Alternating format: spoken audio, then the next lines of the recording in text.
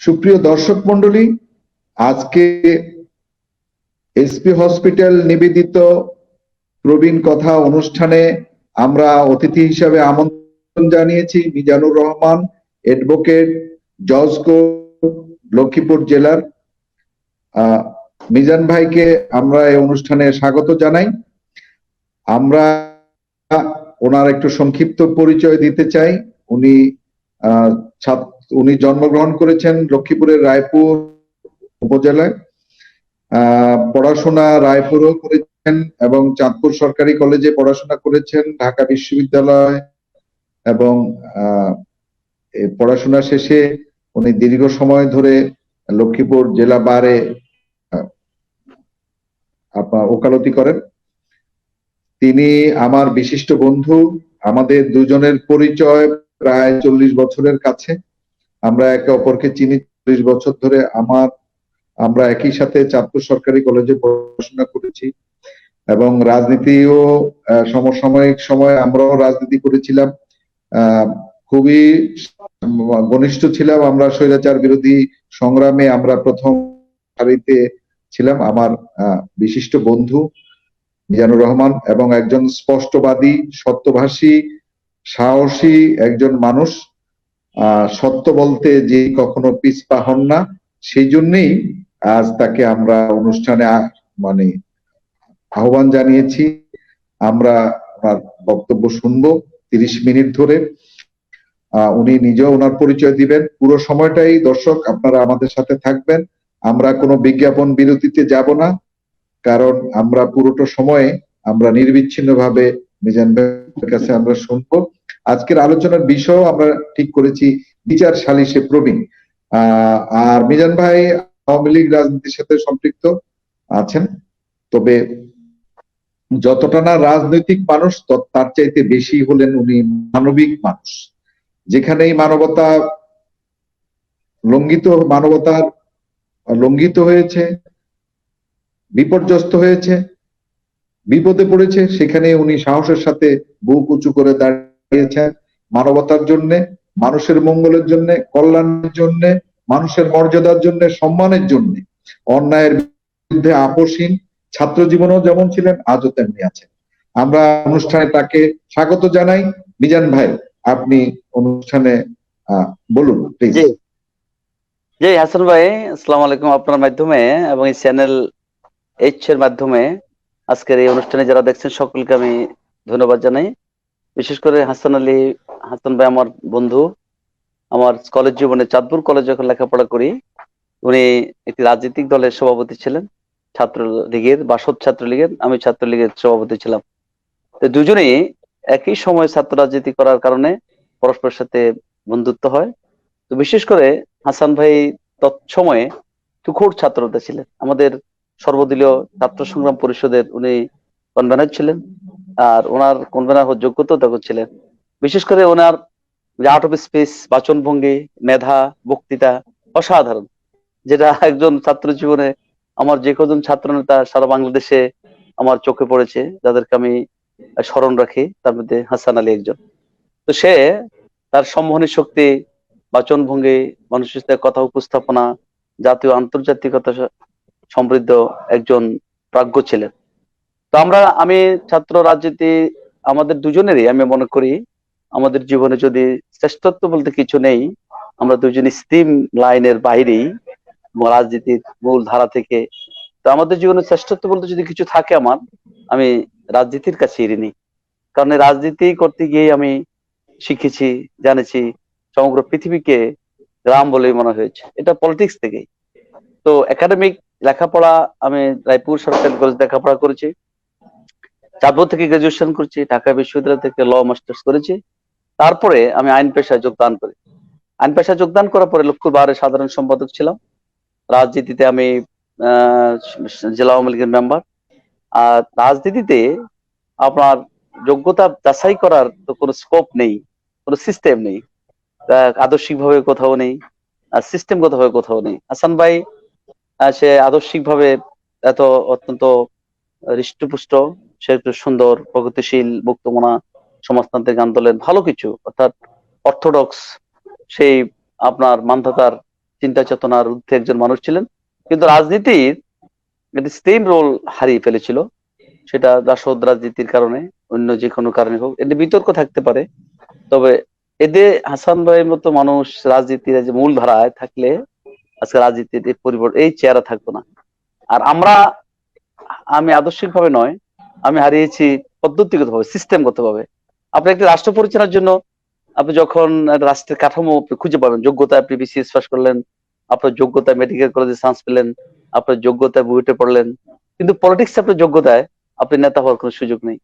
সেখানে quality quantity is not important, সেখানে opportunity important. সেখানে ওয়েলিং, আপনাকে আত্মমর্যাদা, অনেক কিছু নির্ভর করে। যাই হোক, সেই কারণে সেই মূল ধারার সাথে সেই প্লে গ্রাউন্ডে অনেকেই টিকে থাকতে পারে, অনেকে টিকে থাকতে পারে না। সেই হিসেবে আমার কোনো রাজনৈতিক বিশাল কোনো পরিচয় নেই। রাজনৈতিক পরিচয় না থাকলেও আমি একজন অ্যাডভোকেট, একজন পেশাদার হিসেবে আমি আজকে আমার নিজের অবস্থানটা টিকে রেখেছি, সার্ভাইভ করে যাচ্ছে। আজকে আলোচনার যে বিষয়টি আমাদের আসছে সেটা হলো যে আমাদের সমাজের সালিশ দরবারে প্রবীণদের যে ভূমিকাটা, সে প্রবীণদের অবস্থানটা কি থাকতে পারে, কি হওয়া উচিত। তো এটা আহ একটি গুরুত্বপূর্ণ বিষয়, যদিও এটা নিরস, কারণ প্রবীণদের পক্ষে নিয়ে কেউ ভাবতে চায় না। সমাজে প্রবীণ হওয়ার পরে, এক্সপায়ার হওয়ার পরে আর কেউ ভাবতে চায় না। তো এই বিষয়টি না থাকার কারণ হলো আমাদের সমাজ সেভাবে আপনার স্বীকৃত নয়, এবং সমাজ সেভাবে আমরা সেভাবে কাঠামোগত ভাবে আবদ্ধ নয়। আজকে প্রবীণরা যারা আমাদের সিনিয়র সিটিজেন, আপনার 60, আমরা ইন্টারন্যাশনালি যাদেরকে আমরা ধরি 60-এর পরে যারা বাস করছেন, তারা সিনিয়র সিটিজেন। এই সিনিয়র সিটিজেনদের অভিজ্ঞতা, তাদের লব্ধ জ্ঞান, তাদের এক্সপেরিয়েন্স, তাদের জীবনধারা, তারা অনেক ইতিহাস দেখা, সবকিছুকেই আমরা সমাজকে ইউটিলাইজ করতে পারি না। আমাদের সমাজে সেরকম কিছু নেই। উপরন্তু তারা আরো ডিপ্রাইভ হচ্ছে, সমাজ থেকে ডিপ্রাইভ হচ্ছে, পরিবার থেকে ডিপ্রাইভ হচ্ছে। আজকে ওরা বরঞ্চ ওদের থেকে আমরা কিছু নেওয়ার চেয়ে ওদেরকে আমাদেরকে রাষ্ট্র এবং সমাজ কর্তৃক ধরে রাখতে হয়। আজকে পিতামাতার ভরণ পোষণ আইন, এমন একটা আইন কখনো ছিল না। আজকের বর্তমান সরকার, শেখ হাসিনার নেতৃত্বে মাননীয় প্রধানমন্ত্রী একটি আইন করেছেন, পিতামাতা ভরণ পোষণ আইন, 1913 সালে। অসাধারণ একটি আইন করেছেন। এই আইনটা কি ছিল না, এই আইনটা কি ছিল না। আমাদের ধর্মীয় ভাবেও পিতামাতার জন্য বেহেশত রাখা হয়েছে, যদিও ইসলামে আপনার স্ত্রীর জন্য খোরপোশ মহরণা ছিল, খোরপোশ রাখা হয়েছে। বাবা মার জন্য এমন কোন আইন ছিল না, বাধ্যবাধকতা ছিল না। আপনার মোরালি একজন মানুষকে আপনি সমাজে মূল ধারায়, সভ্যতায় আপনি মোরালি আপনি ধরে রাখতে পারবেন না। যেমন একজন রিলিজিয়ন মানুষ, ধর্ম, 98% মানুষের ধর্মীয় একটা দেশেও আপনি রিলিজিয়ন মোরালিটিতে মানুষ সমাজ চলে না, সেখানে আইন প্রয়োজন হয়। মানুষ আইন ভঙ্গ করে।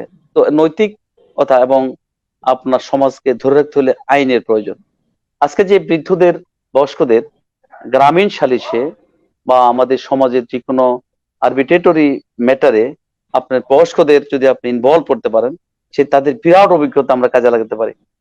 বিরাট অভিজ্ঞতা, যে অভিজ্ঞতাটা আমাদের সমাজের জন্য বিশাল একটি, যেমন আমাদের ইয়াংদের, তরুণদের, বা যারা আজকের সমাজে এখনো সমাজ তারা লিড করে, আমাদের অনেক নলেজ থাকতে পারে, অভিজ্ঞতা থাকতে পারে, কিন্তু প্রাজ্ঞতা নেই। তরুণদের বা বয়স্কদের প্রাজ্ঞতা থাকে।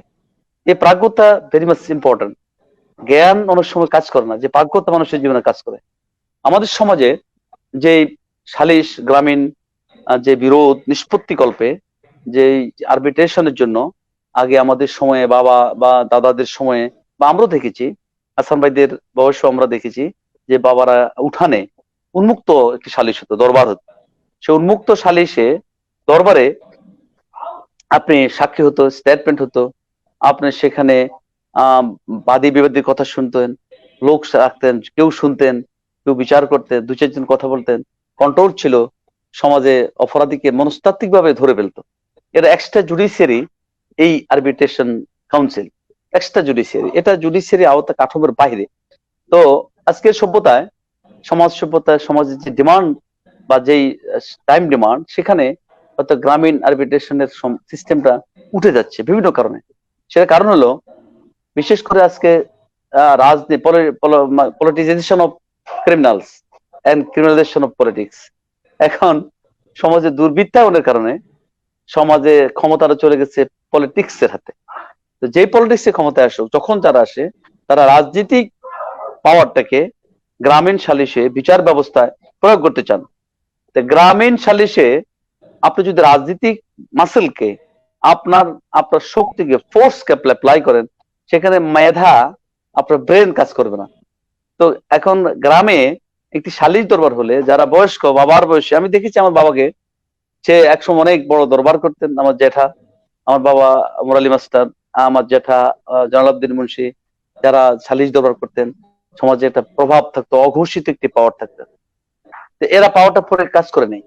কেন কাজ করে নেই? যে পরবর্তী সালিশ দরবার গুলোতে এসে যারা অংশগ্রহণ করতেন, তারা রাজনৈতিক দলের সভাপতি, অথবা একটি দলের ক্ষমতাশীল লোক, অথবা একটা জনপ্রতিনিধি। এদের এই যে ওদের গ্র্যাভিটেশন, ওদের নলেজ, ওদের ওদের সবকিছুই সমাজ গ্রহণ করেনি। গ্রহণ না করলে ওরা চাপে দিত, ইনজেক্ট করতো সমাজে, আর তাদের বুদ্ধি বিবেচনা, তাদের অর্ডার, এটা চাপে দিত মানুষের উপর। চাপে দিতে গিয়ে শক্তির পিছনে ধাবিত হলো। তার কারণে ওই প্রজ্ঞা, জ্ঞানের, প্রাজ্ঞতার, ন্যায় বিচার, ইকুইটি ভিত্তিক সমাজ ব্যবস্থা নির্মাণের জন্য যে ইকুইটি একটি সিস্টেম আপনি সমাজে প্রতিষ্ঠিত করতে চান, সেই বিষয়টি হারিয়ে গেল এবং আজকে হারিয়ে গেছে। এখন তো আরো চরম আকার হারিয়ে গেছে, বিশেষ করে আপনার গ্রামীণ পর্যায়ে আপনার রাজনৈতিক প্রতীক ভিত্তিক নির্বাচনের কারণে সেখানে জনপ্রতিনিধিও রাজনৈতিক ভাবে শিখেছেন। প্রত্যেকটি জনপ্রতিনিধি টোটাল আপনার রাজনৈতিক শক্তি, সবকিছুই টোটাল সিভিলাইজেশনটা একটা পাওয়ার কাছে চলে এসছে। এই প্রেক্ষাপট থেকে আমাদের কোনো বিকল্প পথ নেই, বেরিয়ে আসারও পথ নেই। দুইটি আমাদের সামনে চলমান। এর ইতিহাস একদিন হয়তো ইতিহাস তার জবাব দেবে। তো বিশেষ করে আজকে গ্রামে বা সামাজিক বিচার ব্যবস্থায় যদি প্রবীণদেরকে আমাদের সমাজে কাজে আমরা লাগাতে চাই, তাহলে রাষ্ট্র কর্তৃক হস্তক্ষেপের প্রয়োজন আছে। যেমনি ভাবে আপনার আইন, হাসান ভাই আপনি বুঝবেন, যারা আমাদের অনুষ্ঠান দেখে তারাও বুঝবেন, যে আইন আপনি ইমপ্লিমেন্টেশন প্রয়োগ করেন অথবা না করেন, কিন্তু একটি আইন আপনাকে থাকতে হয়। এই আইন হলো একটি আপনার একটি মানুষকে অব্লিগেশনে, মোরাল অব্লিগেশনে ধরে রাখা। একটা হাতিকে, ঘোড়াকে যদি আপনি একটা সামান্য একটা ফেসবুকে আপনি দেখবেন, একটা ঘোড়াকে একটা চেয়ারের সাথে বেঁধে রাখে। ওর দাসত্বটা হতে হতে ও কিন্তু একটি আর এখানে পোর্ট সাপ্লাই করে না। আপনি ধরেন এই সমাজটাকে আপনি নিয়ন্ত্রণ করতে হলে আইনের শাসনটা খুব বেশি জরুরি। আইনের শাসনটা কি? আইনের শাসন আমরা বিভিন্নভাবে ব্যাখ্যা করি, যে আইনের দুর্বলতা, ফাঁক ফোকর, আইনের প্রয়োগ, আইনের ব্যবহার, আইনকে রাজনীতিকরণ, আইনকে, এই সমস্ত জিনিসগুলো আমরা দেখি, বা আইনকে ব্যবহার করে যে অক্সিলারি ফোর্স, রাষ্ট্রের ফোর্স অনৈতিক কাজ করে, এই বিষয়গুলো আমরা থিওরিক্যালি। প্র্যাকটিক্যালি আর একটু ভিন্ন জিনিস, সেখানে এক্সপেরিয়েন্সটা একটু আলাদা। ধরুন আপনি আপনার একটা আইন, বাবা মার ভরণ পোষণ আইন, এই আইনটা প্রয়োজন ছিল না। প্রত্যেক মা বাবাই, প্রত্যেক সন্তানই বাবা মাকে আদর করে, ভালোবাসে, শ্রদ্ধা করে। এর জন্য কোনো আইনের প্রয়োজন নেই, কিন্তু এটা আইন হয়ে গেল। আইনটা হওয়ার কারণে আমি কোর্টে, আমি ব্যক্তি জীবনে দেখি মা বাবারা কিভাবে, সবাই তো আমার মা না, হাসান ভাইয়ের মা না, আমি হাসান ভাইয়ের মাকে কত ভালোবাসি আমি দেখি। এই যে এরা সবাই সমাজের সকল ক্লাসের মানুষ একরকম নয়। তো সেখানে কোর্টে আমি দেখি এই পিতামাতার ভরণ পোষণ আইন হওয়ার পরে অনেক মা বাবার পক্ষে আমি মামলা করেছি। মামলা করার পরে জজ সাহেবরা, আদালত অসাধ ভাবে এই বিষয়টির মানে লফুল হচ্ছে মোরালিটি বেশি টেক আপ করে। এই প্রাইমাফেসিটা টেক আপ করে মোরালি, যে মা যখন কমপ্লেন করে, মা হচ্ছে আপন কেউ নেই, এই বিষয়টা মানে রেমিডি পাওয়া যায়। তো এই জন্য রাষ্ট্রকে বিদ্যুৎকে রাষ্ট্রকে আইন দিয়ে সাপোর্ট করতে হবে, বিভিন্ন ভাবে করতে হবে। আপনি দেখেন আরবিট্রেশন কাউন্সিল আমাদের দেশে অনেক দিন থেকেই আরবিট্রেট হয়ে আসছে। আজকে আমাদের সমাজে আইনের বিভিন্ন সংশোধনে আপনার আইনগুলো হয়েছে, আপনার এডিআর হয়েছে আদালতে। সে আদালতে এই বিষয়গুলোতে আপনার যে গ্রাম আদালত আইন, সেখানে একটা আরবিট্রেশনের কাউন্সিল ব্যবস্থা আছে সালি দুই পক্ষের। তারপরে কোড অফ ক্রিমিনাল প্রসিডিউর আছে, সেখানেও আপনার একটা উপপক্ষের বসাবসির মুখোমুখি সালিশ, এরও একটা ব্যবস্থা আছে। তারপরে সালিশ আইন 2001 একটা আইন আছে। এইভাবে আপনার প্রত্যেকটি পারিবারিক আদালত আছে, আপনার কোড অফ সিভিল প্রসিডিউর আছে, অর্থঋণ আদালত আছে, অনেকগুলো বিষয়তে এই সালিশ ব্যবস্থাটা আছে। কিন্তু এই সালিশ ব্যবস্থাতে কারা থাকবেন? প্রত্যেকটা তো জুডিশিয়াল অফিসার থাকে না, বা জুডিশিয়াল অফিসারের প্রয়োজন নেই। একটি সংবিধিবদ্ধ কোর্টে, আপনার একটি কোর্টে যে জুডিশিয়াল অফিসাররা বিচার করেন, সেখানে একটি ভিন্ন জায়গায়। আর আমরা যদি বৃদ্ধদেরকে, বয়স্কদেরকে এরকম ভাবে গ্রামীণ সালিশে এরকম ব্যবস্থায় আনা যেত, তাহলে আমাদের এক্সপিরিয়েন্স সমাজটা একটা ইকুইটি চলে আসতেন, সাম্যতার ভিত্তিতে চলে আসতেন, তখন ওই বিষয়টা আসতেন। আমরা সেই ধরনের কোনো ব্যবস্থাটা নেই, যার কারণে আমাদের সমাজে এই বৃদ্ধরা বয়স্ক লোকেরা হারিয়ে যাচ্ছে, তাদের সমাজের কন্ট্রিবিউশন থেকে হারিয়ে যাচ্ছে। এখন এই কন্ট্রিবিউশন করার স্কোপ না থাকে, আপনি যদি রেসপেক্ট না থাকেন, সামাজিক মর্যাদাবোধ না থাকে, একটি দরবারে আপনি গেলেন, একটি সামাজিক দুই পক্ষে, দুই বাড়ি, দুই গোষ্ঠীর, এমনকি দুই রাজনৈতিক দলের যদি কোনো বিরোধ হয়, সেখানে একজন লোক যদি দাঁড়িয়ে থাকে, একজন মাস্টার, তাহলে বিরোধ নিষ্পত্তি সম্ভব। দুইটা লোকে বিরোধটাকে আপনার সামনে নিয়ে এসে, সমাজে এসে সুন্দরভাবে 5 জন লোক, মুরব্বী লোক, গ্রামের সবচেয়ে প্রবীণ এবং সবচেয়ে এক সময়কার পাওয়ারফুল বুদ্ধিজীবী, এদের জ্ঞান মেধাটাকে যদি আমরা ইউটিলাইজ করি, তাহলে আমাদের সমাজটা অনেক সুন্দর উপকৃত হতো। এভাবে আমাদের কোনো সুযোগ না থাকায়, এবং বিশেষ করে আজকের বাস্তবতায় আপনার সমাজের যেই বিচার ব্যবস্থা, কাঠামো, গ্রাম আদালত, সালিশ ব্যবস্থা, রাজনীতি প্রেক্ষাপট, এই প্রেক্ষাপটে এই এলিট শ্রেণীটা, এই সিনিয়র সিটিজেনদের কোনো গুরুত্ব নেই বললেই চলে। এই স্পাস যদি রাখিয়ে দিতে হয়, তাদের কন্ট্রিবিউশনটাকে সমাজে যদি আপনাকে ধরে রাখতে হয়, তাহলে আমাদের রাষ্ট্র কর্তৃক পলিসি নির্ধারণ করতে হবে। রাষ্ট্র পলিসি নির্ধারণ করতে, রাষ্ট্র পলিসি সরাসরি রাষ্ট্রের আদালত, অনেক যে অর্গানগুলো আছে, বিশেষ করে গ্রাম আদালত, ভিলেজ কোর্ট অর্ডিন্যান্স, এবং একজন ইউনিয়ন পরিষদের চেয়ারম্যানের আন্ডারে যে আইনগুলো আছে, এই বিষয়টাকে অ্যাকোমোডেশন করা সম্ভব। তো আমি মনে করি যে এই বিষয়ে আজকে সময়ের দাবি, আমাদের চিন্তা করতে হবে। আর বিশেষ করে হাসান ভাই যেই কথার সাবজেক্টটি, বিষয়টি আমাদের সামনে নিয়ে এসেছেন, দর্শকদের সামনে নিয়ে এসেছেন, ইট ইজ ইম্পর্টেন্ট। কাউকে না কাউকে চিন্তা করতে হবে, কাউকে না কাউকে ভাবতে হবে। আপনি দেখবেন উন্নত বিশ্বে, জাপান, চায়না, এই সমস্ত দেশে আপনার সিনিয়র সিটিজেনরা অংশগ্রহণ করে, তাদের গড় আয়ু অনেক বেশি, গড় আয়ু 100 কাছাকাছি, 120-30 বছর অনেকে বেঁচে থাকেন। জাপানিজরা, চাইনিজরা, কোরিয়ানরা, ওই সমস্ত মানুষের কন্ট্রিবিউশনটা সমাজ তারা বোঝা নয়, বার্ডেন নয়। আমরা তো আমাদের সমাজে তাদের কোনো কন্ট্রিবিউশন না থাকাতে, আমাদের সিনিয়র সিটিজেনদেরকে, আমাদের এই বয়স্ক লোকদেরকে সমাজে আমরা ইউটিলাইজ করতে না পারাতে, আপনার কোনো কাজে না লাগা থাকার কারণে আজকে তারা নিগৃহীত এবং এই অংশ থেকে সরে যাচ্ছে। মিজান ভাই, আমি জি, জি, একটা হ্যাঁ। জিনিস জানতে চাচ্ছি। ধরেন যে আমাদের গ্রাম আদালত আছে, সালিশ বোর্ড আছে, সব আছে, কিন্তু আমাদের জি, শহরেও অনেক প্রবীণ আছেন যারা উপজেলায় থাকেন কিংবা জেলায় থাকেন, অনেক শিক্ষিত মানুষ জি, আছেন যারা অবসর জীবনে আছেন। হ্যাঁ, আমি সেই জি, প্রবীণ মানুষের কথা বলছি, যারা স্কুল শিক্ষক ছিলেন, ইঞ্জিনিয়ার ছিলেন, হ্যাঁ, ডাক্তার কিংবা ছিলেন। অন্য কোথাও চাকরি করেছেন। হ্যাঁ, যাই জি, থাকুক, ডাক্তার তো একটা পেশায় থাকতে পারে, কিন্তু আমি জি, বলতে চাচ্ছি যে প্রত্যেক গ্রামে এরকম 5 জনের বা 7 জনের, 10 জনের যদি একটা প্যানেল থাকতো, যে এই 10 জন মানে মানুষ যারা এই গ্রামের বিভিন্ন ঝগড়া বিবাদ নিজেদের মধ্যে হলে বিচার না, একজন আরেকজনের সাথে মিলিয়ে দেওয়া, যে এমন হলো যে কারোর জমিটা বেশি, এই জমিটা আমার অমুকে বেশি, তাইলে নিজেদের মধ্যে একটা মাপ যোগ করে মিলিয়ে দেওয়া, কিংবা একজন আরেকজনের কাছে টাকা পয়সা পাচ্ছে, দেয় না, বা যন্ত্রণা দিচ্ছে, ঝগড়া বিবাদ এগুলি মিটিয়ে দেওয়া, কিংবা কেউ কাউকে ডিভোর্স করে দিতে চাচ্ছে বা খরপোশ দিচ্ছে না, দেনমোহরের টাকা দিচ্ছে না, তো তাদের এইরকম মানুষদের একটা প্যানেল যদি থাকে, হ্যাঁ, তাইলে মানুষ তাদের কাছে বলতে পারে। যদিও আমাদের মেম্বার চেয়ারম্যানদের কাছে যাওয়ার সুযোগ আছে, কিন্তু আমি বলছি যে অনেক সময় মেম্বারদের বয়স কম থাকে, অনেক সময় চেয়ারম্যানরাও বয়স কম থাকে, exactly, অনেক সময় রাজনৈতিক কারণে মেম্বার চেয়ারম্যান তৈরি হয়, কিন্তু তারা সমাজে অনেক সময় তাদের কথার গুরুত্ব আছে, কিন্তু আমাদের প্রবীণরা যদি যুক্ত হন, আমাদের প্রবীণরা কিন্তু তুলনামূলকভাবে ন্যায় কথা বলার জন্য প্রস্তুত থাকেন, ন্যায় বিচার করার জন্য প্রস্তুত থাকেন, যৌবনে যাই থাকুক না কেন।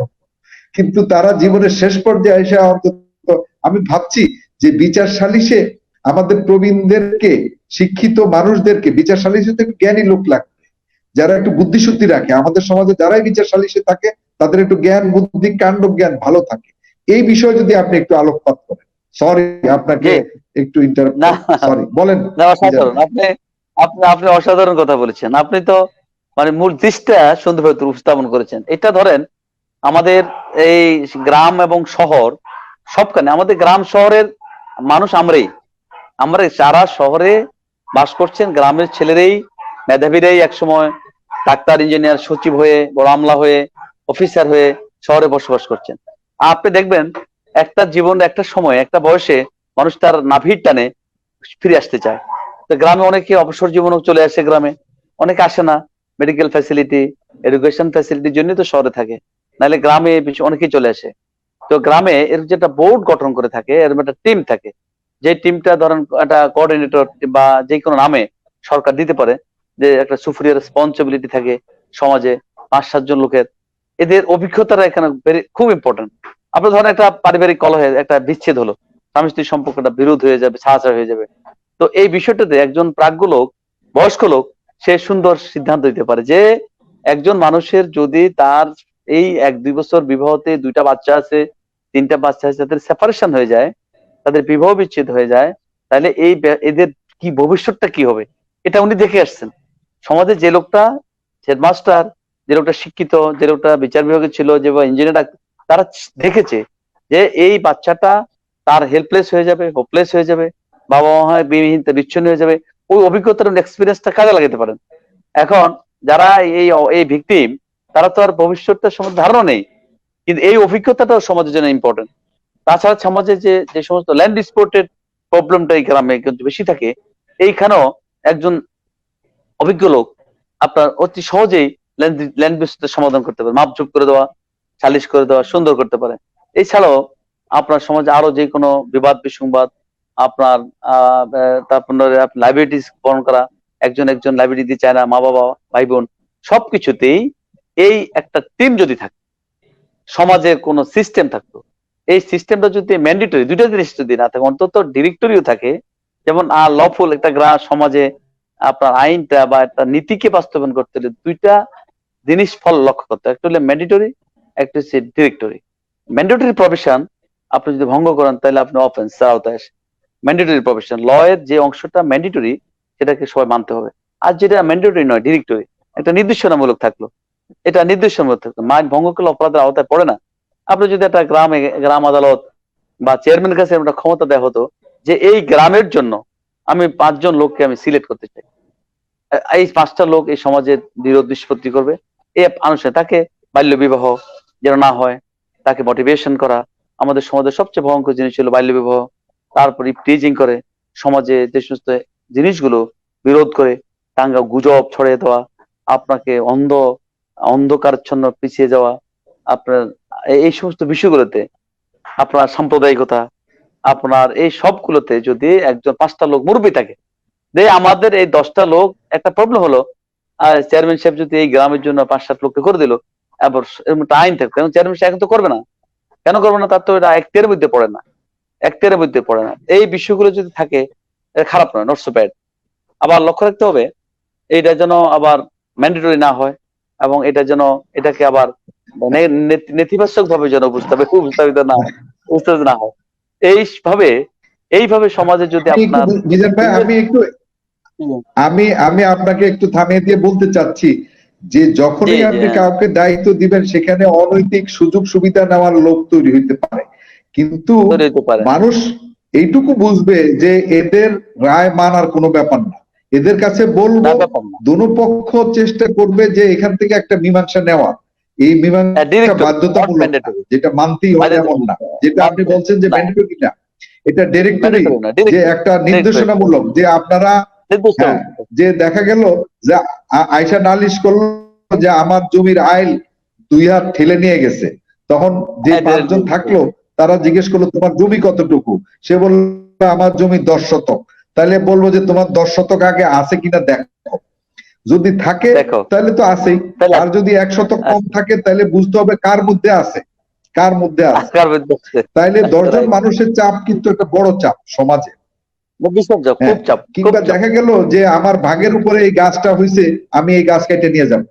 কিংবা দেখা গেল যে বাড়িতে, কোনো একটা বাড়িতে কেউ থাকে না, হ্যাঁ, তারা হয়তো শহরে থাকে, Right, বাড়িতে যারা থাকে তারা right. তসরুপ করতেছে, তার গাছ কেটে নিয়ে যায়, বাঁশ কেটে নিয়ে যাচ্ছে, তার জিনিস পুকুরে মাছ ধরে নিয়ে যাচ্ছে, অনেক সময় সে হ্যারেস্ট হয়। তো সেটাও যদি এলাকার মানুষরা সেটা দেখে, একটা চাপ দিতে পারে যে তুমি বাড়িতে চাপ আছো, দিতে তুমি পারে। ওই লোকের, এই ওনার শরীকের এইভাবে তুমি ক্ষতি করো কেন? তুমি তার, এটা একটা চাপ Right, থাকে, মানুষের চাপ কিন্তু একটা right. বড় চাপ। আইনের চাইতো, একটা গ্রামে কথা আছে যে গাছের মোড় আর ফাঁসের মোড়, ফাঁসের মোড়, গাছের মোড়, এগুলি সামাল দেওয়া যায় না। Right, right, গা- right. অতএব 5 জন মানুষ একত্র হয়ে যদি বলে, তাহলে 5 জন মানুষ প্রবীণ, তারা কারোর বাপ, কারোর চাচা, কারোর জ্যাঠা, কারোর দাদা, তাদেরও ছেলে মেয়েরা গ্রামে থাকে, তাদেরও আত্মীয় স্বজনরা থাকে। তো তারা তাদের একটা মুখের কথাকে মানুষ অস্বীকার করতে পারবে না। তো পারবে না, আমি পারবে না, আমি right. ভাবি যে আপনি একজন বারের সেক্রেটারি ছিলেন, এবং আপনার যথেষ্ট জনপ্রিয়তা আছে এবং যথেষ্ট মানুষের সাথে যোগাযোগ আছে। আপনার ফেসবুকেও অনেক মানুষ আপনার ফলোয়ার, এবং আপনার ফেসবুকেও অনেক মানুষ আপনাকে ফলো করে দেখে, আপনার কমেন্টস পড়ে, আপনার পোস্টগুলি দেখে। আমিও আপনার সমস্ত পোস্টগুলির আমিও একজন মানে ভক্ত, আমি পড়ি। আপনার বইও প্রকাশিত হয়েছে, একজন লেখক। জি, তো আমি ভাবতে যেমন চাই 2টা বই যে গ্রামীণ সালিশ ব্যবস্থাকে, প্রবীণের সম্পৃক্ততাকে যুক্ত করে কিভাবে মানুষের বিরোধ এড়ানো যায়, সালিশগুলির মাধ্যমে মানুষের কষ্ট, দুঃখ, দুর্দশা, মামলা মোকদ্দমা, পরস্পরের হানাহানি, রাগ, ক্ষোভ, বিক্ষোভ কমানোর ক্ষেত্রে প্রবীণরা কি ভূমিকা রাখতে পারে ভবিষ্যতে, জি, এই বিষয়ে আপনি নিশ্চয়ই ভূমিকা এটা হলো রাখবেন। আমরা অনুষ্ঠানের শেষ পর্যায়ে চলে আসছি, আমরা আপনাকে 3 মিনিট সময় দিচ্ছি এই পুরো জি, বিষয়টা বলার জন্য। 3 মিনিট সময় জি, পাচ্ছেন, প্লিজ। জি, আপনাকে ধন্যবাদ হাসান ভাই। আপনি যে লক্ষ্য করেন, আপনার এই যে গ্রামীণ বিচার ব্যবস্থাতে একটা জিনিস আপনি লক্ষ্য রাখবেন যে ন্যায় বিচার আর আইনত বিচার এক নয়। ন্যায় বিচার এবং আইনত বিচার দুটি কঠিন জিনিস। আপনি ন্যায় বিচার, ন্যায় বিচারটা, ন্যায় বিচারের ধারণা সবাই সমান থাকে না। আপনি দেখবেন ন্যায় বিচারের ধারণা, আমি একটা মামলা করতে গিয়ে দেখেছি যে এক দুষ্ট ছেলেরা একজনের ছাগল চুরি করে জবাই করে খেয়ে ফেলছে। খাওয়ার পরে পরবর্তীতে এই ছাগলটা জন্য, চুরি করে খেয়ে ফেলছে এটার জন্য, ছাগল খেয়ে ফেলছে এটার বিচার করলেন সালিশদাররা, 50,000 টাকা জরিমানা করলেন। আমার কাছে এসে বললেন যে আমরা ছাগল চুরি খেয়ে ফেলছি, তার জন্য বিচার হয়েছে, 50,000 টাকা জরিমানা হয়েছে, মারধর করেছে। এখন আমি বললাম যে ছাগলের দাম কত? বলো যে ছাগলের দাম হবে 10,000, 15,000 টাকা, কিন্তু সালিশে জরিমানা করেছে 50,000 টাকা। এই যে ন্যায় বিচার আর আইনগত বিচার এক নয়। ন্যায় বিচারের ধারণা পৃথিবীর সকল মানুষের সমান নয়। আপনি যদি এই অঞ্চলে বসে একটা সামান্য ছোট্ট চুরির, একটা একটা সামান্য কিছু, আপনি একটা মুরগি চুরির বিচার করেন, তাহলে আপনি 5 জায়গায় যদি এটা থ্রো করেন, 5 রকম ন্যায় বিচারের ধারণা আসবে। এক একজনের ন্যায় বিচারের ধারণা এক এক রকম, কিন্তু আইনের বিচারের ধারণা একরকম নয়। আপনি 379 ধারার একটি অপরাধ, আপনি নেত্রকোনার জজ সাহেব যাই রায় দিবে, আপনার লক্ষ্মীপুরের জজ সাহেব একই রায় দিবে। এই যে ন্যায় বিচারের ধারণাটা আমাদের সমাজে সবার সমান নয়। যারা প্রাজ্ঞ, বয়স্ক লোক, তাদের ন্যায় বিচারের ধারণাটা যুবকদের চেয়ে সুন্দর থাকে। এটা ভেরি মাচ ইম্পর্টেন্ট। আপনার যদি গ্রামের আরবিট্রেশন কাউন্সিল বা গ্রামের বৃদ্ধদেরকে সম্পৃক্ত করার জন্য যে বিচারটা আপনি করতে যাবেন, সেটা আইনগত বিচার নয়, একটি ন্যায় বিচারের ধারণা থেকে হবে। সেই ন্যায় বিচারের ধারণা বয়স্কদের, ইয়াংদের চাইতে বয়স্কদের ন্যায় বিচারের ধারণাটা সুন্দর, স্বচ্ছ এবং আর পরিষ্কার। সেই কারণে সেই কারণে এই বয়স্কদের ইনভলভ করতে হবে। আমি বলতে চাচ্ছি যে সর্বসাকুল শেষ, যে এই বয়স্কদেরকে একটি সমাজ ব্যবস্থাতে অ্যাকোমোডেশন করার জন্য, বিরোধ নিষ্পত্তির জন্য একটি নির্দেশনা যে সরকার থাকে, সেই প্রত্যেকটা ইউনিয়ন পরিষদের পারিবারিক যে ভিলেজ কোড অর্ডিন্যান্সের সাথে সংযুক্ত করে, যে গ্রামের যে কোনো বিরোধ নিষ্পত্তির জন্য প্রত্যেক গ্রামে, প্রত্যেক মহল্লায় 5-4 জন সিনিয়র সিটিজেনদেরকে দিয়ে একটু এর কমিটি করে, যে তাদের এই কাজটা থাকবে, তাদের এই কাজটা থাকবে, যতটুকু তাদের ক্যাপাসিটি তারা করবে, ততটুকু তার হাতের বাইরে সে আইনের কাছে সোপর্দ করবে। এমন অফেন্স আছে যে অফেন্সটা গ্রাম সালিশ বিচার নয়, আর দেখবেন একটা র্যাপ কেসের বিচার গ্রামে করে ফেলে, একটা একটা 7, 8, 9, 10 বছরের মেয়েকে র্যাপ করছে, সেখানে গ্রামের মোড়লরা, দলের একজন নেতা সেই সালিশটা করে ফেললে 50,000 জরিমানা করে দেয়। এটা heinous offence, it is non cognizable and non compoundable. রাষ্ট্রের অপরাধ, যে অপরাধগুলো আন্ডার পাবলিক কন্ডামনেশন, জননিন্দার অধীন, এখানে হাত দিতে পারবেন না। এটা আপনাকে হাত দেওয়ার সুযোগ দেয়নি। এই অপরাধটা একজন ফৌজদারি, একটি হিনিয়াস আন্ডার পাবলিক কন্ডামনেশন অফেন্স একজন ব্যক্তিকে ক্ষতিগ্রস্ত করে না, একটি রাষ্ট্র এবং সমাজকে ক্ষতিগ্রস্ত করবে। এই ধারণাও আজকের সমাজের যারা নেতৃত্ব করছে তাদের নেই। কোন কোন বিষয়টা সালিশ করতে পারবে, কোন বিষয়টা সালিশের মাধ্যমে নিষ্পত্তির বিষয়, এইটাও একটা ধারণা থাকতে হবে।